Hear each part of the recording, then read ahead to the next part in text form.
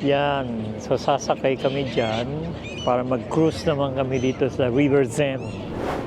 The Seine River dito sa Paris. So apparently, according to reviews, this is one of the best ways to see Paris from a different angle, from the boat. So from the boat, we will pass by world famous landmarks, like of course in this site, the Eiffel Tower, and then later on the Flame of Liberty, and I will tell you who is the famous personality that the Flame of Liberty has been dedicated to nowadays. In the old days there was a meaning, but these days there is a personality that they dedicated that unofficially. So abangan nyo yun. So we will also see the beautiful bridges here at the Seine, okay, such as the Pont Alexandre III, which is, kung familiar kayo sa Manila, meron tayo doon yung Jones Bridge na kung saan dito nila ginaya yung mga ilaw-ilaw. All right? And of course, the Notre Dame Cathedral, among others. So yan ang makikita natin dito.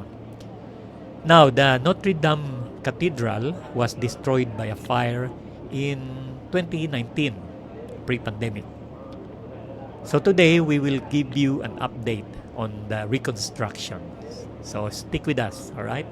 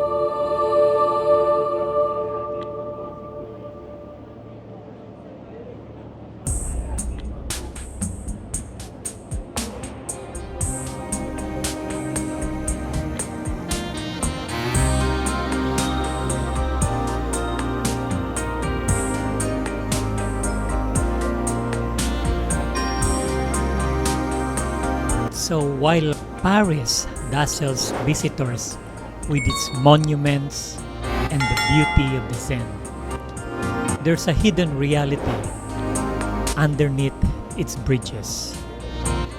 Hundreds of people, many of them migrants, and even children, forced to live in tents. Their shelters are cold, damp, and unsafe, with little access to clean water, toilets, or protection from the weather.